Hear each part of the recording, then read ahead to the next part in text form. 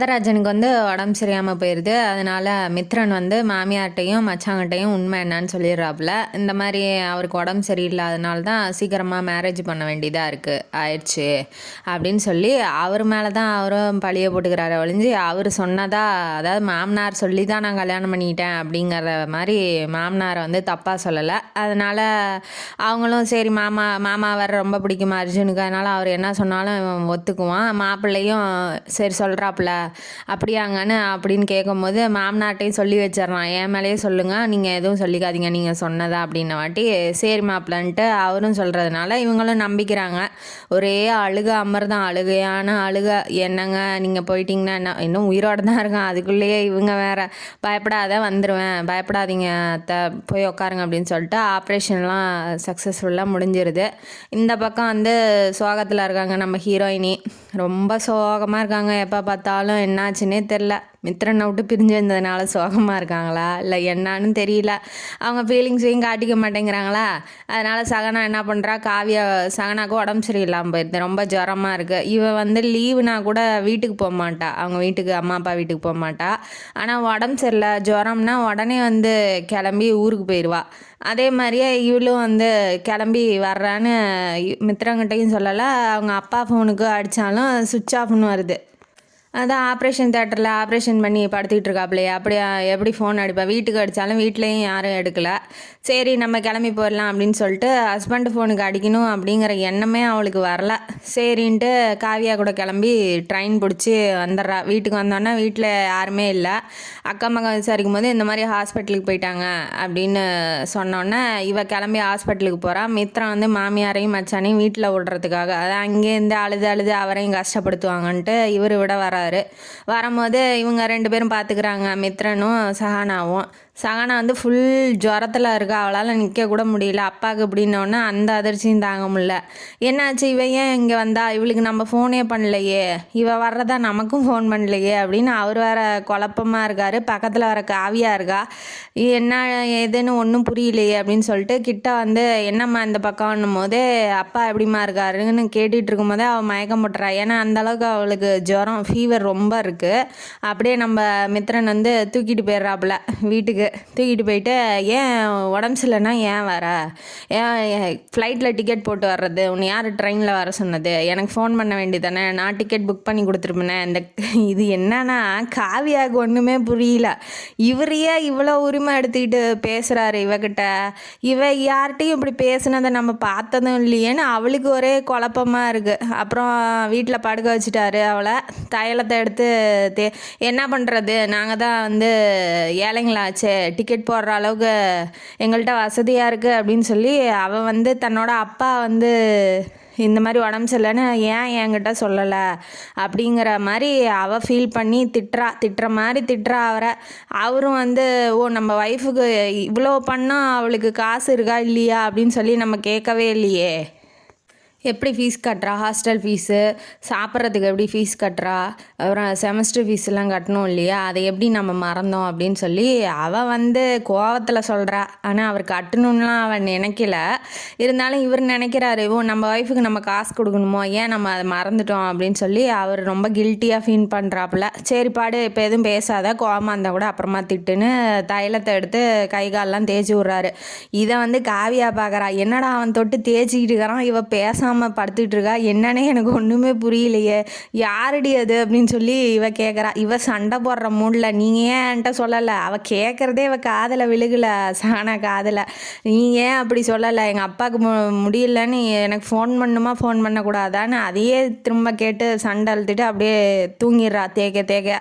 காவியாவுக்கு நீங்கள் யார் சார் அப்படின்னு சொல்லி கேட்கும் போது சகனா எதுவுமே பேசலை, அப்படியே ஒன்றும் பேசாமல் படுத்துட்றா. அதை பார்த்தா நம்ம மித்ரனுக்கு சரி நம்ம எதுவும் சொல்லக்கூடாது அப்படின்னு சொல்லிட்டு நான் தூரத்து சொந்தமா அப்படின்னு சொல்லிட்டு இவர் வெளியில் போயிட்டார். டாக்டரை கூட்டிகிட்டு வரேன் கொஞ்சம் பார்த்துக்கோ அப்படின்னு சொல்லிட்டு வெளில போயிட்டார். இவன் கொஞ்சம் நேரம் கழித்து டாக்டர் வந்துட்டாங்க.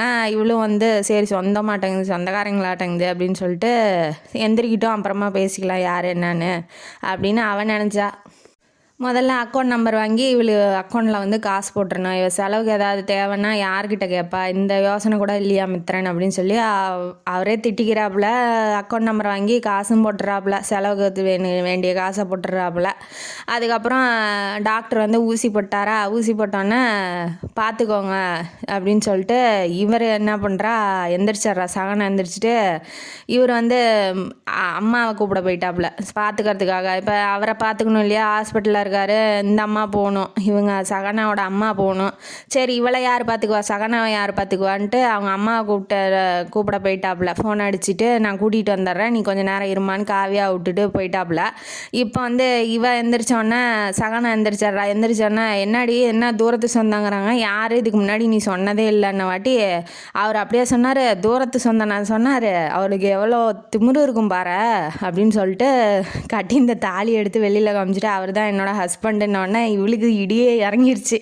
என்னாடி சொல்கிற, கல்யாணத்துக்கும் கூப்பிடவே இல்லை, ஒன்றுமே சொல்லலை, இப்போ வந்து ஹஸ்பண்டுங்கிற, ஏண்டி இப்படி மறைச்ச அப்படின்ன வாட்டி, ஆமாம் நீங்களாம் கிண்டல் பண்ணுவீங்க, ஏதாவது பேசுவீங்கன்னு தான் நான் வந்து முடிய வேற கட் பண்ணுவீங்க, போஸ்டர் அடிப்பீங்கன்னு சொன்னால் நான் எப்படி சொல்கிறதுன்ன வாட்டி அவன் என்ன சொல்கிறேன், ஏண்டி ஃப்ரெண்டுனா சும்மா விளாட்டுக்கு சொல்கிறது தான், அதெல்லாம் உண்மையாக செய்ய போகிறோம், ஏண்டி இப்படி மறைச்ச அப்படின்னு சொல்லி அவள் சொல்லும்போது சரி விடு அந்த டாப்பிக்கை விடு அப்படின்னு அவளும் சொல்லிட்டா. சொன்னோன்னே இவர் வந்துட்டாப்புல, அம்மாவை கூட்டிகிட்டு வந்துட்டாங்க. எப்படிம்மா இருக்குது நல்லா இருக்கான்னு பார்வதி அம்மா வந்து விசாரிக்கிறாங்க. சாரி எனக்கு தெரியாது, நீங்கள் ஹஸ்பண்டுன்னு எனக்கு தெரியாது, மன்னிச்சிருங்க அப்படின்னு சொல்லி காவியா பேசும்போது ஓ சொல்லிட்டாளா அப்படின்னு சொல்லி அவருக்கு கொஞ்சம் சந்தோஷம், ஏதோ உண்மையை சொல்லிட்டா அப்படின்னு. அதுக்கப்புறம் அவர் என்ன சொல்கிறாரு, நீ வந்து எனக்கு தங்கச்சி மாதிரி தான், நீ என்ன வேணாலும் நான் வந்து நீ என்ன வேணாலும் பேசுனா நான் தப்பாக நினச்சிக்க மாட்டேம்மா அப்படின்னு சொல்லி மித்திரன் சொல்கிறாப்புல. எனக்கும் அண்ணன் இல்லை, நீங்களும் எனக்கு அண்ணன் மாதிரி தான், சரி வாம்மா நான் உனக்கு புக் பண்ணி விட்றேன் ட்ரெயின் டிக்கெட்டு, நீ ஊருக்கு போ அப்படின்னு சொல்லி சொல்கிறாப்புல. வேணாம் நான் பார்த்துக்கிறேன் அப்படின்னாட்டி, இப்போ தான் அண்ணன்னா அப்புறம் ஒன்றுமே என்னை செய்ய விட மாட்டேங்கிற அப்படின்னாட்டி, சரி நான் பண்ணுங்கண்ணா அப்படின்னு சொல்லி அவரும் ஒத்துக்கிட்டு 2 பேரும் இப்போ அண்ணன் தங்கச்சி மாதிரி இருக்காங்க.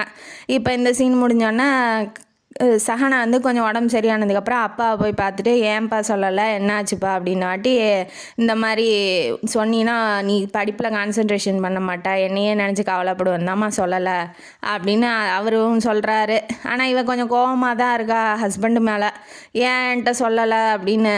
இருந்தாலும் பரவாயில்லன்னு கொஞ்சம் நம்ம நல்லதுக்காக தானே பண்ணுறாரு. இந்த மாதிரி சூழலில் அவரோட தேவை நமக்கு தேவை, அவர் வந்து இருக்கிறது நமக்கு தேவை தான். இப்படி ஒரு ஆள் இருந்தால் தானே எல்லோரும் கொஞ்சம் நிம்மதியாக இருக்காங்க, தனியாக இருந்தால் இன்னும் ரொம்ப கஷ்டப்படுவாங்க, பரவாயில்லன்னு அந்த அப்படியும் யோசித்து இவ சமாதானப்படுத்திக்கிறா. எல்லாம் சரியாக போகுது.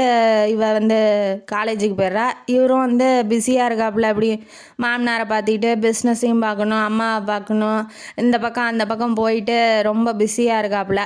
ஆனோடனே இவ ஃபோன் பண்ணுறதும் அவர் ஃபோன் பண்ணுறதும் கொஞ்சம் கொஞ்சமாக ஹஸ்பண்ட் மேலே வந்து பாசம் வர ஆரம்பிக்குது. யாருக்கு இவர் மித்ரன் மேலே வந்து சஹனாக்கு வர ஆரம்பிக்குது. அப்புறம் சஹனா வந்து மித்ரனை மிதுன் அப்படின்னு ஒரு செல்ல பேர் வச்சு அவள் தனக்குள்ளேயே கூப்பிட்டுக்கிறா. ஆனால் அவரை சொல்லலை இன்ன வரைக்கும், அவள் தான் எதுவுமே சொல்ல மாட்டேங்கிறா, எதுவும் ஃபீலிங்லாம் காட்ட மாட்டேங்கிறா இல்லையா. அதுக்கப்புறம் லேப்டாப்லலாம் அவர் ஃபோட்டோ வச்சு மிதுன்னு பாஸ்வேர்டு போட்டு அவரோட ஃபோட்டோ மட்டும் ஸ்டோர் பண்ணி யாரும் இல்லாதப்ப பார்க்கறது, ரொம்ப ஃபீல் பண்ணுறது, அந்த மாதிரிலாம் பண்ணிகிட்ருக்கா. ஒரு வழியாக காலேஜ் முடிஞ்சிருச்சு, எப்படா வீட்டுக்கு போவோன்னு இப்போ எல்லாம் ரெடியாகி பேக் பண்ணிவிட்டு வீட்டுக்கு வர ஆரம்பிக்கிறா காவியா கூட. நம்ம மித்ரனுக்கு இருந்திருந்து இப்போ தான் இந்த ப்ராஜெக்ட் வரணுமா, இந்த வேலை வரணுமா, இதுக்கு முன்னாடியே வரக்கூடாதா, இப்போ தான் நம்ம ஒய்ஃபு காலேஜை முடித்து வாழ்க்கையை ஆரம்பிக்கலான்னு பார்த்தா என்னடா இது புது சங்கடான்னு அவருக்கு வேறு கஷ்டமாயிருச்சு. அவர் வந்து வெளிநாட்டுக்கு போகிற மாதிரி வந்துருச்சு, சிங்கப்பூருக்கு போகிற மாதிரி வந்துருச்சு. அதனால் வந்து அவர் என்ன நினைக்கிறாரு, இப்போ தான் வரணுமா இது அப்படின்னு சொல்லி கஷ்டப்பட்டுக்கிட்டே போகிறாப்புலப்பா. சரிம்மா ஆரம்பிச்சிருங்க, அவளை கூட்டிகிட்டு வர சொல்லுங்கள், நான் போயிட்டு நாளைக்கு தான் வருவேன் அப்படின்னு சொல்லி இவர் போயிட்டார். இவன் என்ன நினச்சிக்கிட்டு இருக்கா, போய் முதல்ல அம்மா அப்பாவை பார்த்துட்டு நாளைக்கு போகலாம் ஏதாவது இன்றைக்கி போயிட்டு அம்மா அப்பாவை பார்த்துட்டு நாளைக்கு வந்து வீட்டுக்கு போயிடலாம், புருஷன் வீட்டுக்கு, மித்ரன் வீட்டுக்கு போயிடலாம் அப்படின்னு சொல்லி இவன் நினைக்கிறா. அதுக்கு ஃபோன் அடித்தா மித்ரனோட ஃபோனும் சுவிட்ச் ஆஃபு. காவியா அடித்தாலும் எடுக்கலை. சரி காவியா முன்னாடி சொல்ல முடியாதுன்னு வீட்டுக்கு போகிறா. அவங்க அம்மா அப்பா வீட்டுக்கு போயிட்டா. இப்போ மித்ரன் என்ன பண்ணுறான், சரி ஒய்ஃபு வந்து வெயிட் பண்ணுவாங்க அப்படின்னு சொல்லிட்டு அவள் வர்றதுக்குள்ளே எல்லா வேலையும் முடிச்சுட்டு இவர் அவசர அவசரமாக விடிய காத்தால் வந்துடுறாப்புல வீட்டுக்கு.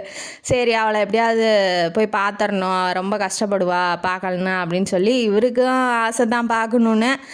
அவள் வந்து என்ன நினச்சிட்டு இருக்கான்னு இவருக்கு தெரியாது இல்லையா. வீட்டுக்கு வந்து பார்த்தா வீட்டில் யாருமே இல்லை. விடிய காத்தால் வராப்புல, வீட்டில் யாரும் இல்லை. போய் அம்மாவை எழுப்பவும் முடியாது அந்த நேரத்தில்னு ரூம்லேயே படுத்து தூங்கிடுறாப்புல. இந்த பக்கம் வந்து மித்ரா வந்து அம்மா அப்பாவை பார்த்துக்கிட்டு சரி குளிச்சுட்டு ரெடியாக இருக்கலாம், நாளைக்கு போகலாம் அப்படின்னு சொல்லி ரெடியாக இருக்கா.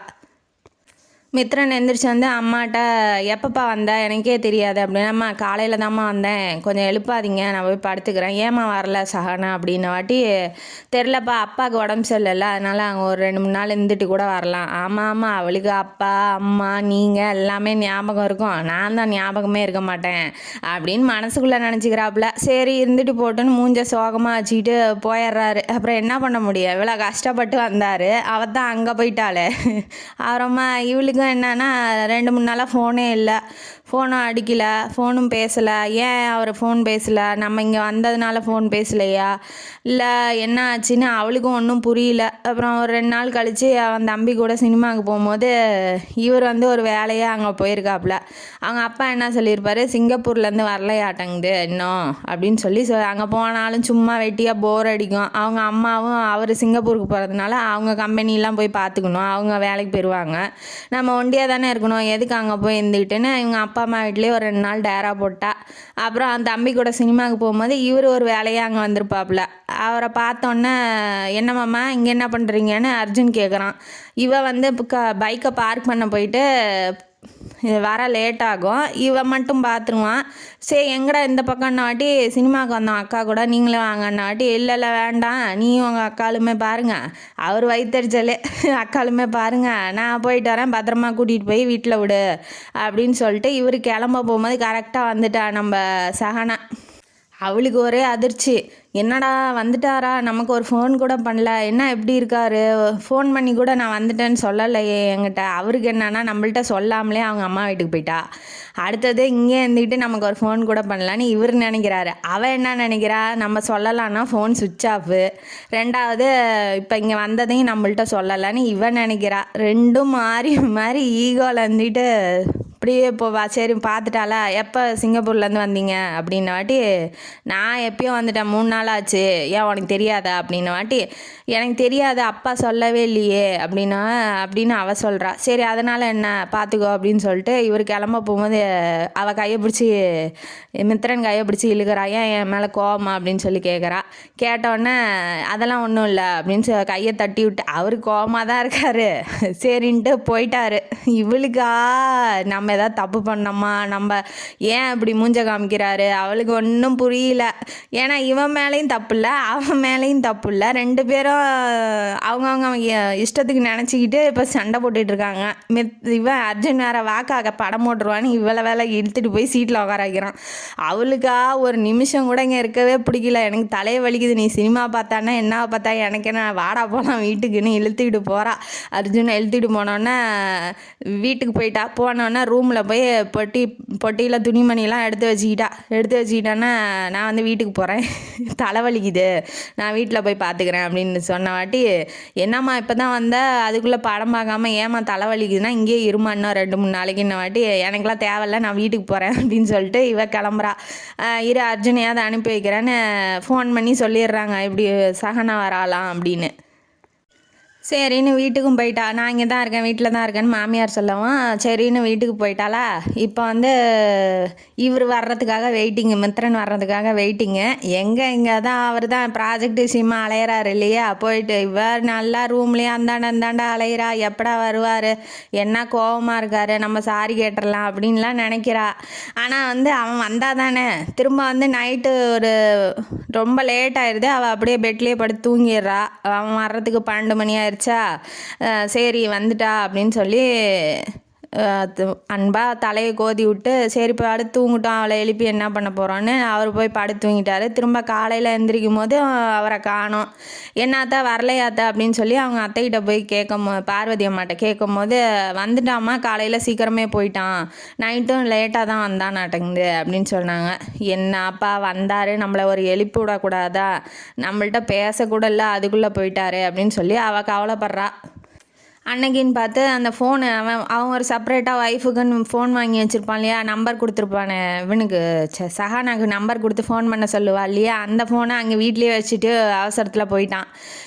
ஃபோன் அடிக்கிறா ஃபோன் அடிச்சுக்கிட்டே இருக்கா, எடுக்கவே இல்லை. எப்படி எடுக்கும், அங்கே தான் ஃபோனை அவன் கபோர்டில் வச்சுட்டு போயிட்டானே. அது இல்லாமல் வச்சதுனால பேட்ரி வேறு லூஸாக வந்திருக்கும், கீழே விழுகிற மாதிரி இருந்திருக்கும். அதனால் அது எடுக்க மாட்டேன்ருச்சா. இப்போ உடனே வந்து காவியா வரா, வாடி எங்கள் அக்கா கல்யாணத்துக்கு போகலான்னா, ஏண்டி வரல அப்படின்னாட்டி, நான் வரலடி அப்படின்னா, என்னடி சொல்கிற, நீ சொல்லி தான் நான் இங்கே வந்திருக்கேன், இப்போ வந்து வரலன்னா என்னடி அர்த்தம் அப்படின்னாட்டி, ஏன் அண்ணன் போவேணான்ட்டாங்களா, நான் வேணால் ஃபோன் பண்ணவா அப்படின்னாட்டி ஃபோன் பண்ணுறா. உடனே பிக் பண்ணுறாரு. இதுதான் வேறு நம்பர் ஆச்சு.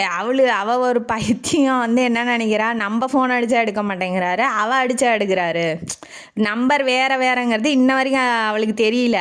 இப்போ அவள் அடித்தோடனே எடுத்தோடனே என்னன்னா கூட்டிகிட்டு போட்டானா, அது அவள் விருப்பமா, போகிறதுனா போட்டு நான் எதுவும் சொல்லலை அப்படின்னு வாட்டி, நான் இருந்தாங்க அவள்கிட்டே சொல்லுங்கள், நீங்களே சொல்லுங்கள் அப்படின்னு ஃபோனை கொடுத்துட்டு போகிறா. அவள் வந்து எடுத்தோடனே ஹலோ சஹனா அப்படின்ன வாட்டி அவள் கட் பண்ணிட்டா கோவத்தில்.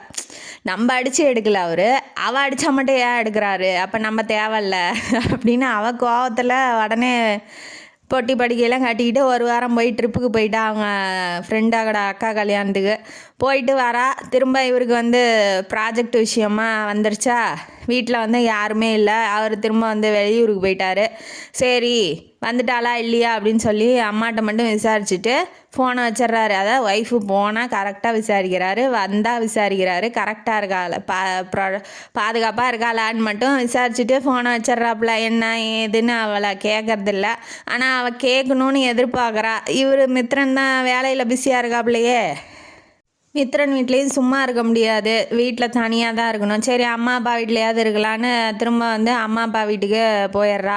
ஏன்னா அங்கே யாரும் இல்லை இல்லையா. சரின்ட்டு அம்மா வீட்டுக்குள்ள இருக்கும்போது மறுநாள் வந்து அம்மா வந்து பாத்ரூமில் வழுக்கி விழுந்துடுறாங்க. அவங்களுக்கு கையில் கால்லலாம் அடிபட்டுருது, மாவு கட்டு போட்டிருக்காங்க. இந்த எல்லா வேலையும் இவளே செய்கிறா. எந்த வேலையும் இது வரைக்கும் செஞ்சதில்லை, அதனால் இவளே செய்கிறதுனால ரொம்ப டயர்டாக ஆகிட்டா. இப்போ விட்டுட்டும் போக முடியாது, மித்ரன்ட்டையும் பேசக்கூட முடியாது. அவளுக்கு ஒரே ஏக்கம், சரி ஹஸ்பண்டுக்கிட்ட பேசணும், அவர் என்னன்னு கேட்கணுன்னு ஏக்கப்படுறா. ஆனால் ஃபோன் அடித்தா எடுக்க மாட்டேங்கிறாரு. அவர் ஃபோன் தான் இங்கே கிடக்கே. அப்புறம் இவங்க மாமனார் வந்து ஃபோன் அடித்து இந்த மாதிரி விழுந்துட்டாங்கன்னு சொல்லும் போது எடுக்கிறாப்புல. அவங்க அப்பா வந்து ஃபோன் போடும்போது, நீங்கள் என்னப்பா வேறு நம்பருக்கு போடுறீங்க அப்படின்னு சொல்லி கேட்குறா. இதுதாம்மா அவர் நம்பரு அப்படின்னு சொல்லி அவள் சொல்கிறா. இல்லையே அது வேறு நம்பர்ப்பா, நான் கொண்டு வர பாருங்கன்னு அந்த நம்பருக்கு அடித்தா எடுக்கலை, ஆனால் இவங்க அப்பா வச்சுருக்க நம்பருக்கு அடித்தா எடுக்குது. அப்போ தான் தெரியுது அவளுக்கு, சரி நமக்குன்னு ஒரு நம்பர் வாங்கி வச்சுருப்பாரு, ஃபோன் வாங்கி வச்சுருக்காராட்டங்குது அப்படின்னு அந்த மக்குக்கு இப்போ தான் தெரியுதே. ஐயோ நம்ம தான் தெரியாதனமாக கோவப்பட்டு கல்யாணத்துக்கு போயிட்டோம், ஐயோ நான் என்ன சானா இவ்வளோ மக்கா இருக்கா அப்படின்னு சொல்லி அவளையே திட்டிக்கிறா. இன்னும் கொஞ்சம் பாசம் அதிகமாகுது ஹஸ்பண்ட் மேலே, எப்படா வருவார் பாப்பாருன்னு ரொம்ப ஏக்கத்தில் இருக்கா. விஷயம் கேட்டுட்டு ஒரு வேலையெல்லாம் கொஞ்சம் சீக்கிரம் முடிச்சுட்டு மாமியாரை பார்க்கலாம் அப்படின்னு சொல்லி வராரு. இவங்கெல்லாம் ஹாஸ்பிட்டலுக்கு கிளம்பி போயிட்டாங்க, யார்கிட்டையும் சொல்லலை, ஃபோன் அடித்தாலும் எடுக்கலை இங்கே யாருங்கும் போது. இவர் வர்றது யாருக்கும் தெரியல. சஹானா மட்டும் வீட்டில் இருக்கா. அவங்க அப்பாவும் தம்பியும் அவங்க அம்மாவும் ஹாஸ்பிட்டலுக்கு போயிட்டாங்க. சுவாகத்தில் சாப்பாடை போட்டு பிணைஞ்சிக்கிட்டே இருக்கா, சாப்பிடவே இல்லை. கேட்டை திறக்குது, கேட்டு திறக்கிற சத்தம் வருது. வந்தோடனே யார் இந்த நேரத்தில் அப்படின்னு வாட்டி சஹனா அப்படின்னு சொல்லி கூப்பிடும்போது அவளுக்கா பயங்கர சந்தோஷம். இத்தனை நாள் கழிச்சு வந்து கூப்பிடுறாரு அப்படின்னு சொல்லி ரொம்ப சந்தோஷமாக போய் அவரை அப்படியே பார்த்துட்டே நிற்கிறா. என்னாச்சு அப்படின்னாட்டி ரொம்ப அழுகுறா, கட்டி பிடிச்சிட்டு ரொம்ப ஹக் பண்ணி அழுகுறா. ஏன் என்னாச்சு, அம்மாவுக்கு முடியலன்னு அழுகுறியா அப்படின்னு கேட்குறாப்புல. இல்லை அப்படின்னு சொல்லி தலையாட்டுறா. அடுத்தது தம்பி கூட ஏதாவது சண்டையா அப்படின்னு சொல்லி கேட்குறாரு. அதுவும் இல்லைங்கிறா. அப்பா ஏதாவது சொன்னாரான்னு கேட்குறா. அதுவும் இல்லைங்கிறா. அம்மா ஏதாவது சொன்னாங்களான்னு கேட்டா. அதுவும் இல்லைங்கிறா. அப்புறம் கடைசியாக இதெல்லாம் தானே இவ யோசிப்பா, நம்மளை பற்றி யோசிக்க மாட்டாளேன்னு அப்போ கூட அவர் நினைக்கிறாரு பாருங்க, எவ்வளோ நல்லவராக இருக்காருன்னு. அப்புறம் அவர் என்ன நினைக்கிறாரு, டிட் யூ மிஸ் மீ அப்படின்னு சொல்லி சொன்னோன்னா அவளுக்கா கண்ணு தண்ணி ஓவராக ஊற்றி ஆமாம் ஆமான்னு சொல்லி ரொம்ப அழுது லவ் ஃபீலிங்கை வெளிப்படுத்துகிறா. அவருக்கும் கண்ட்ரோல் பண்ண முடியல. ரொம்ப சரி அழுகாத அப்படின்னு சொல்லி சமாதானப்படுத்திட்டு உள்ளே போய் உட்கார வச்சு சாப்பாடு ஊட்டி விட்டு உட்கார வைக்கிறாப்புல. உட்கார வச்சோன்னே சரி உங்கள் அம்மா எங்க அப்படின்னாட்டி ஹாஸ்பிட்டல் போயிருக்காங்க. அவரை வந்து சோபாவில் உட்கார வச்சு இவ கீழே வந்து அவர் மடியில் தலையை வச்சு படுத்திகிட்டு இருக்கா. அப்படியே தலையை நீவி விட்டுட்டு இருக்காப்புல. ஏன் இழைச்சி போயிட்டா, சாப்பிட்றதே இல்லையா, அம்மா வேணால் சாப்பாடு எடுத்துகிட்டு வர சொல்கிறேன், நீ நல்லா சாப்பிடு அப்படின்னு சொல்லி சொல்கிறாப்புல. அதெல்லாம் அவள் சொல்கிறத கேட்குறா. அவள் எதுவுமே பேசலை. போதும் நீங்கள் எந்த வரைக்கும் போதும் அவங்க பார்த்துக்குவாங்க, நீ வந்து கிளம்பி நம்ம வீட்டுக்கு போ, இங்கே இருக்க வேண்டாம் அப்படின்னு சொல்லி மாமியார் கொஞ்சம் நல்லா தானே இருக்காங்க, நீ போ அப்படின்னு சொல்லிட்டு அவளையும் கூட்டிகிட்டு போயிருங்கம்மா அப்படின்னு சொல்லி அவங்க அம்மாவுக்கு ஃபோன் பண்ணிடுறாப்புல. அதுக்கு அடுத்தது இவங்க அம்மா வந்துட்டோன்னே விசாரிச்சுட்டு இவர் வந்து வேலைக்கு கிளம்பிடுறாப்புல. இவர் தான் இப்போ ஒரு வேலை செஞ்சிட்டு ப்ராஜெக்ட் போயிட்டுருக்குல்ல, அதனால் நிற்க கூட நேரம் இல்லாமல் அந்த பக்கம் அலைஞ்சிட்டு இருக்காப்புல. சரி அப்படின்னு சொல்லிட்டு இவளும் வீட்டுக்கு போயிடுறா. வீட்டுக்கு போனோன்னா ஒரு ஃபோன் கால் வருது, உனக்கு கேம்பஸ் இன்டர்வியூவில் வேலை கிடச்சிருச்சுமா அப்படின்னு சொல்லி. சரி ரொம்ப சந்தோஷப்படுறா. என்ன ஃபீலிங்கு, செம்ம ஃபீலிங்கு. சரி எங்கேயாவது எப்போயாவது வேலை கிடைக்கும், நம்ம போகலான்னு தானே இருந்தோம், நம்ம போயிடலாம் அப்படின்னு சொல்லி நினைக்கிறா. எல்லாத்துக்கிட்டையும் சொல்கிறா, ஹஸ்பண்டை தவிர. இப்பயும் அதே தப்பு தான் பண்ணுறா. ஹஸ்பண்டை தவிர எல்லாத்துக்கிட்டையும் சொல்கிறா, எல்லாத்துக்கிட்டையும் ஆசீர்வாதம் வாங்குறா. அதுக்கப்புறம் அவன் தம்பி கிண்டல் பண்ணுறான், எங்கள் மாமா தானே ராக்கோழி மாதிரி உக்காந்துட்டு இருக்காப்புல அப்படின்னு வாட்டி. இவன் என்ன நம்மள ராக்கோழிங்கிறா. ஆமாம், பின்ன எந்த நைட்டே தங்கறதில்ல, அப்புறம் எங்கேயாவது போயிட்டு அப்புறம் அப்படி தான் சொல்லுவா. அவள் சொல்கிறா சத்தமாக பேசுகிறத. இவரும் ஹாலில் பேப்பரை படிச்சுட்டு உக்காந்துட்டு கேட்டுக்கிட்டு இருக்காப்புல. என்ன இவன் நம்மளை இப்படி சொல்கிறா, விட்டா நம்மளை என்ன நினச்சிட்டு இருக்கா இவ, எனக்கு நேரம் இல்லை, இன்னும் ஒரு 2 நாள் போரு, அப்புறம் நான் ராக்கோழியா பகல் கோழியான்னு என்னன்னு காமிச்சிட்றேன் அப்படின்னு சொல்லி அவர் மனசுக்குள்ளே நினச்சிக்கிறாப்புல. இந்த பக்கம் அந்த பக்கம் வேறு மேக்கப்பை போட்டிகிட்டு நடக்கிறாளா. இவர் பார்க்கணுன்னு அவன் நடந்தோடனே இவ வேற ஒருத்தி ஏண்டி அப்படின்னு அவர் நினச்சிக்கிறாப்புல. சரி போயிட்டு வரேன்னு அவங்க மாமியார்கிட்ட சொல்லிட்டு வேலைக்கு போகிறா. அந்த காவியா வீடு பக்கம்தான் அவளுக்கு வேலைங்கிறதுனால அவளையும் பிக் பண்ணிட்டு தான் போகிறா. சரி போனால் ஃபோன் பண்ணு அப்படின்னு சொல்லிட்டு இவர் போயிட்டாரு. ஒரு விஷ் கூட பண்ணல. எல்லாரும் விஷ் பண்ணுறாங்க, இவர் ஏன் நமக்கு விஷ் பண்ணல அப்படின்னு சொல்லி அவள் கஷ்டப்பட்டுக்கிட்டே போய் கேட்கவும் இல்லை. அவள் போயிட்டா. காலேஜ் மட்டும் ஜீவா, காவியா, இன்னொரு ஃப்ரெண்டு மேகலா அப்படிங்கிறவ எல்லாருமே ஒரே கம்பெனியில் தான் செலக்ட் ஆகி வேலைக்கு போகிறாங்க. ஜீவாவுக்கு மெசேஜ் அனுப்பிச்சிருப்பாரு ஆல் த பெஸ்ட்டுன்னு. இவளுக்கும் காவியாவுக்கு மெசேஜ் அனுப்பியிருப்பாரு. இவளுக்கு மட்டும் ஒன்றுமே அனுப்பலை. ஜீவா இவெல்லாம் அவங்களுக்கு எப்படி தெரியும், அவன் லவ்வை சொன்னால் அவனுக்கெலாம் ஃபோன் பண்ணி விஷ் பண்ணியிருக்காப்புல, நமக்கு ஒன்றுமே சொல்லலைன்னு ஃபோன் அடிக்கிறான். அடித்தோன்னே இவளுக்கு என்னன்னா கேட்டுடணும், உடனே திட்டிடணும் அப்படின்னு சொல்லி ஃபோன் அடித்தோன்னே, நீங்கள் என்ன நினச்சிட்டு இருக்கீங்க மனசில், நான் இன்றைக்கி வேலைக்கு போகிறேன், ஒரு விஷ் கூட பண்ணல, அவன்கிட்ட என்ன லவ் சொல்லியிருக்கான், அவனை எதுவுமே திட்டலை, நீங்கள் இன்னைக்கு எப்படி நீங்கள் வந்து இப்படி பண்ணலாம் அப்படின்னு சொல்லி கேட்குறாப்புல. யார் சொன்னா திட்டலன்னு, நான் அன்றைக்கே சொல்லிட்டேன் நீ என் ஒய்ஃபுன்னு அப்படின்னு அவர் சொல்கிறாரு. நீங்கள் ஏன் இதெல்லாம் என்கிட்ட சொல்லலை, அன்றைக்கி நைட்டு நான் திட்டினேன் எப்படி வாங்கிக்கிட்டீங்க, அப்புறம் இவ என்னன்றப்பா அன்னைக்கு லவ்வை சொன்ன அன்னைக்கு நீங்கள் ஏன் என் முன்னாடி அவனை திட்டவே இல்லைன்னு கேட்டிருப்பா. அதுக்கு அவர் சொல்லியிருப்பாரு, அது உன் விருப்பம், அவன் லவ் சொல்கிறான், அவன் உரிமை, நீ ஏற்றுக்கிறது ஏற்றுக்காதும் உன் உரிமை அப்படின்னு சொல்லிட்டு போயிருப்பாப்புல. இவர் என்ன எப்படி இருக்காருன்னு அவளுக்கு கோவம் தான் வந்துச்சு. ஏன் நீங்கள் அப்பயே சொல்ல வேண்டியதானே சொன்னதா அப்படின்னு கேட்கும்போது, எல்லாத்தையும் சொல்ல முடியாது, நீ எல்லாத்தையுமே என்கிட்ட சொல்கிற அப்படின்னு சொல்லி அவர் கோவத்தை காமிக்கிறாப்புல. சரி வச்சுருங்க ஃபோனை வச்சுருங்கன்ன வாட்டி அழுகையான அழுக வருது. கர்ச்சீப் எடுத்து ஹேண்ட்பேக்லேருந்து கர்ச்சீப் எடுக்கலான்னு போகிறா. ஹேண்ட்பேக்கில் ஒரு க்ரீட்டிங் கார்டு இருக்குது. நம்ம தலைவர் தான் தெரியாமல் வச்சு அனுப்பிச்சி விட்ருக்காப்புல ஆல் த பெஸ்ட்டுன்னு. அதை கூட பார்க்காம திரும்ப அழுகிறா. ஐயோ மக்குன்னு அழுகிறா. லவ் ஃபீலிங் வேறு அதிகமாகிடுச்சு ஹஸ்பண்ட் மேலே. சரி நம்ம வந்து எப்படியாவது சொல்லிடலாம் ஹஸ்பண்ட்கிட்ட லவ் ஃபீலிங் என்ன அப்படின்னு நம்ம லவ்வை சொல்லிடலாம் அப்படின்னு சொல்லி முடிவு பண்ணிவிட்டு வீட்டுக்கு போகிறா. வீட்டுக்கு போனோடனே அவளுக்காக வெயிட் பண்ணுறா. ரொம்ப நேரம் ஆகுது. இப்போ ரொம்ப நேரம் ஆனாலும் பரவாயில்லன்னு வெயிட் பண்ணி அன்னைக்குன்னு முழிச்சிக்கிட்டு ரொம்ப நேரம் இருந்திருக்கா. இந்தோடனே அவள் வந்துட்டாப்புல நம்ம மித்ரன் வந்தோடனே ஏன் இன்னைக்கு நாளைக்கு கொஞ்சம் சீக்கிரம் வாங்க அப்படின்னு சொல்லி அவள் சொல்கிறா. இன்னும் 2 நாள் தான் பொறுத்துக்கோ, நான் சீக்கிரம் வர முடியாது, என் ப்ராஜெக்ட் அப்படி சாட்டர்டே ஃப்ரைடேவோட முடிஞ்சிடும், அதுக்கப்புறம் வந்து ஃபுல்லாகவே உனக்கு தான் அப்படின்னு சொல்லி அவர் சொல்கிறாரு. சரி அவரை மீறி எதுவும் பேசவும் முடியல. அவள் வந்துக்கிட்டு சரி ஓகே அப்படின்னு சொல்லிட்டு அவள் வந்து கிளம்பும் போது மறுநாள் காலையில் புதுசாக தாலிலாம் எடுத்து வெளியில் போட்டுக்கிறா. இது வகுடு எடுத்து குங்குமம்லாம் வச்சுக்கிறா. அவருக்காக ஒரே ஆச்சரியம், என்ன அவள் இப்படி பண்ணுறா அப்படின்னாட்டி அதுக்கு பின்னாடி ஒரு ரீசன் இருக்குது. அவன் கம்பெனி மேனேஜரு அவள்கிட்ட வந்து ரொம்ப வலிகிறான்.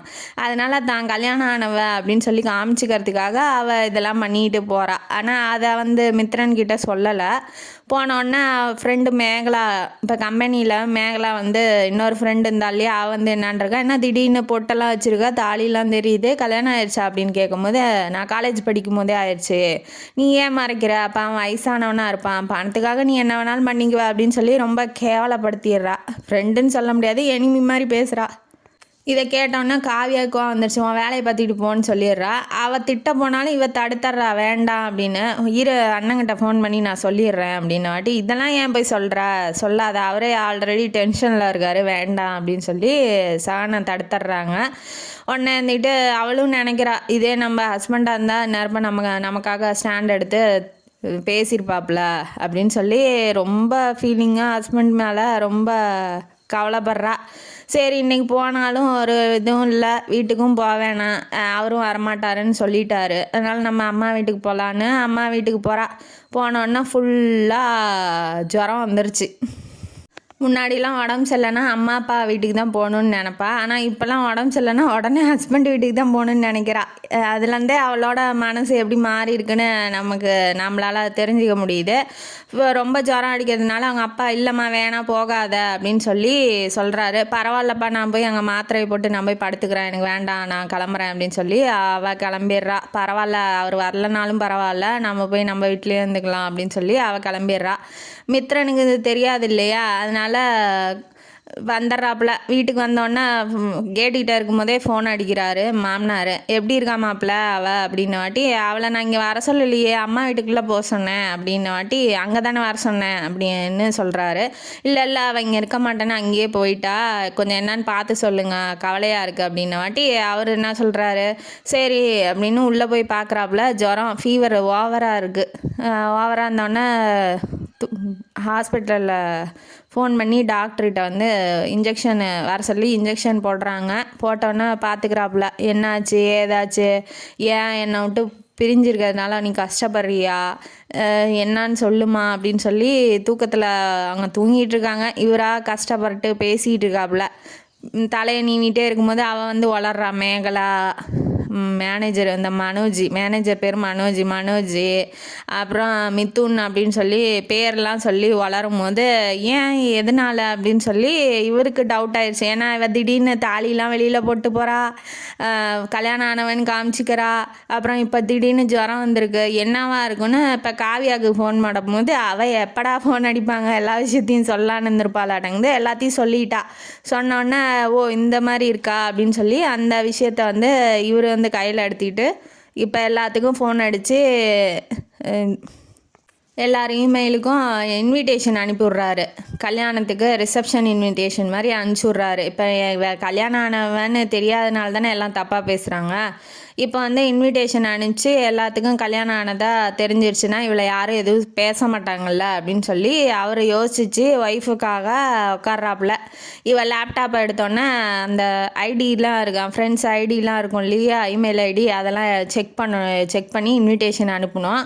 இப்போ வந்து உள்ளே போகிறதுக்கு பாஸ்வேர்டு வேணும். இப்போ எந்த பாஸ்வேர்டை போட்டால் உள்ளே போகும் அப்படின்னு சொல்லி அவருக்கு தெரியல.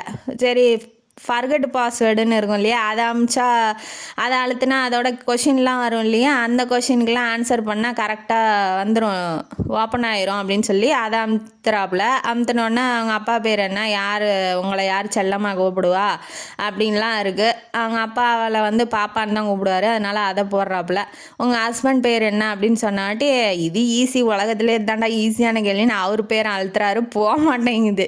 ஐயோ என்னடா அது, அவர் நம்புறாரு நம்ம பேரை தவிர இவ யார் பேரையும் போட மாட்டா அப்படின்னு சொல்லி அவளுக்கு அந்த நம்பிக்கையெல்லாம் இருக்குது. ஆனால் எந்த பேரை போட்டிருப்பா, நம்ம பேர் இது தானே, இவ ஏதாவது செல்ல பேர் வச்சுருப்பாளோ அப்படின்னு சொல்லி யோசிக்கும் போது தான் மிதுன்னு வளர்னால அப்போ மிதுன்னு போட்டு பார்க்குறாரு, உள்ளே ஓப்பன் ஆயிடுது. அவருக்கு குஷியில் தலகாலு புரியல, நம்ம ஒய்ஃபு நமக்கு செல்ல பேர்லாம் வச்சுருக்காடா அப்படின்னு. அப்புறமா எல்லாத்துக்கும் இன்விடேஷன் அனுப்பிச்சி விட்டுறாரு. இதை வந்து நம்ம சங்கனாக்கு சொல்லலை, ஏன்னா சொன்னால் அவன் இன்னும் கொஞ்சம் கஷ்டப்படுவா, வேண்டாம் பயப்படுவா, வேறு யாராவது ஏதாவது சொல்லிடுவாங்களோ அப்படின்னு சொல்லி பயப்படுவான்னு வேண்டாம், சொல்ல வேண்டாம் அப்படின்னு குடும்பத்தில் எல்லாத்துக்கிட்டேயும் சொல்லிட்டாப்புல.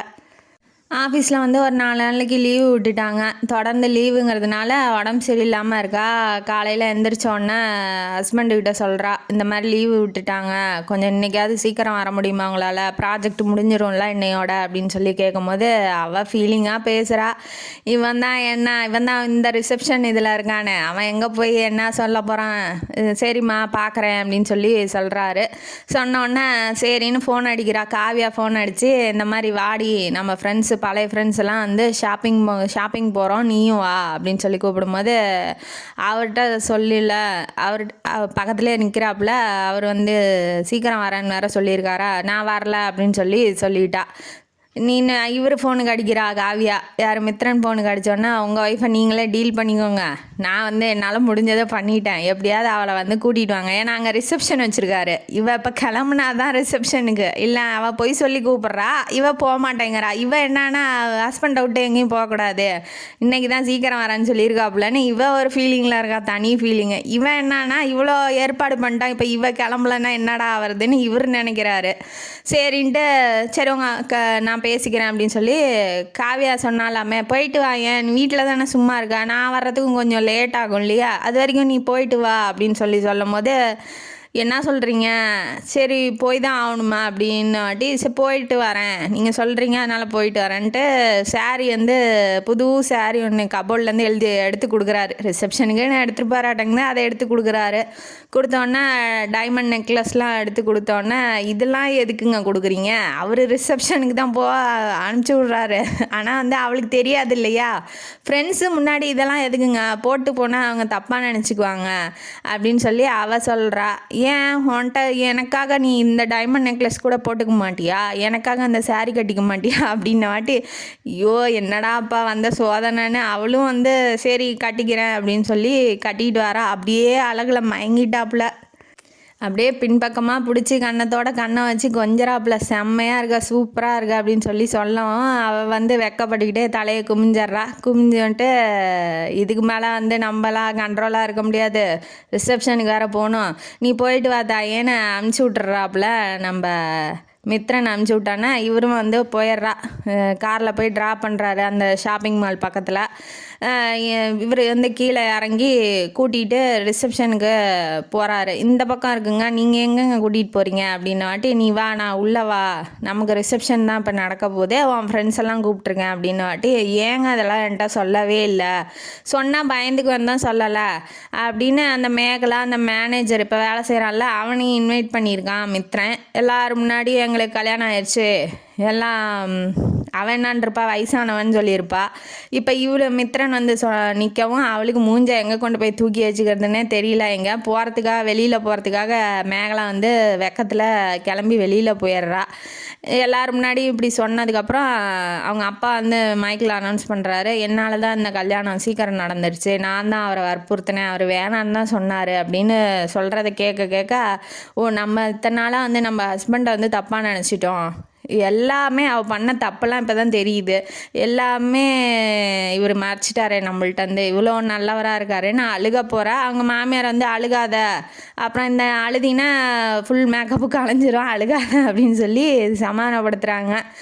அர்ஜுன் இருந்துக்கிட்டு கூப்பிட்டு மாமா ஏன் மாமா இப்படி மறைச்சிங்க அன்னைக்கு கூட நீங்கள் சொல்லவே இல்லையா ஹாஸ்பிட்டலில் வாட்டி அதனால் என்னடா இதெல்லாம் ஒன்றும் இல்லை விடு அப்படின்னு வாட்டி உங்கள் ஒய்ஃப் வேறு என்னையே மறைக்கிறாங்க நீங்கள் வந்து என்கிட்ட பேசிகிட்டு இருக்கிறதுனால சீக்கிரம் போங்க அப்புறம் எனக்கு இருக்கிறது ஒரே ஒரு மாமா அவனையும் அடிச்சு கிடிச்சு வச்சிட போகிறான் அப்படின்னு சொல்லி அவன் அனுப்பிச்சி விட்றான். சரி நீ அம்மா கூட வீட்டுக்கு போ நான் வந்துடுறேன் செட்டில் பண்ணிட்டு எல்லாத்துக்கிட்டையும் ரிசப்ஷனுக்குலாம் வந்திருக்காங்க இல்லையா எல்லாத்தையும் செட்டில் பண்ணிட்டு நான் வீட்டுக்கு வரேன்ட்டு வீட்டுக்கு வர 10:30 மணி ஆகுது. உடனே வீட்டுக்கு வந்தோடனே ரூமை திறக்கிறாப்புல நம்ம மித்ரன் வந்து அவரோட ரூமை நீ போய் ரெஸ்ட் எடுமான்னு அம்மாட்ட சொல்லிவிட்டு இவர் வந்து மேலே வந்துடுறாப்புல. வந்தோடனே எப்போதும் அவள் படுத்துங்கிற சோபாவை பார்க்குறாரு. லைட்டை போட்டு அவன் அங்கே இல்லை பெட்டில் தான் படுத்துக்கிட்டு இருந்திருக்கா. இவர் போய் கிட்ட போய் என்ன சஹனா என்ன பண்ணுது உடம்பு பரவாயில்லையா அப்படின்னு சொல்லி கேட்கும் போது அவன் வந்துக்கிட்டு ஹக் பண்ணி நீங்கள் கிடச்சது என்னோடய பாக்கியம் என்னோடய புண்ணியம் நீங்கள் என்னை விட்டு எங்கேயும் போக மாட்டீங்கள்ல அப்படின்னு சொல்லி தன்னோட காதலை வந்து வெளிப்படுத்துகிறா. அவரும் வந்து எதுவும் எங்கேயும் போக மாட்டேன் நீ தான் என்னோட உயிரே அப்படின்னு சொல்லி அவரும் வந்து தன்னோட லவ் ஃபீலிங்கை வெளிப்படுத்தி 2 பேரும் வந்து கல்யாண வாழ்க்கையை ஆரம்பிக்கிறாங்க. இப்போ இந்த கதையிலேருந்து என்ன தெரியுது, நம்ம காதலிக்கிறோம் அப்படிங்கிறதுக்காக நம்ம என்ன வேணாலும் பண்ணலாம் என்ன வேணாலும் செய்யலாம் அப்படின்னு இருக்கக்கூடாது.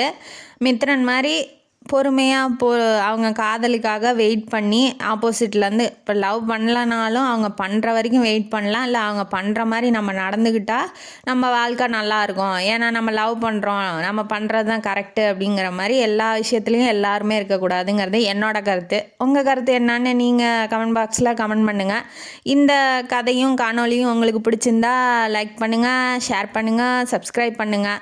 கல்யாணம் ஆகலைன்னா எல்லாத்துக்கும் மித்ரன் மாதிரி ஒரு கணவன் அமைய என்னோட வாழ்த்துக்கள் சொல்லிட்டு இந்த காணொலியிலேருந்து விடைபெறுகிறேன். நன்றி மக்களே.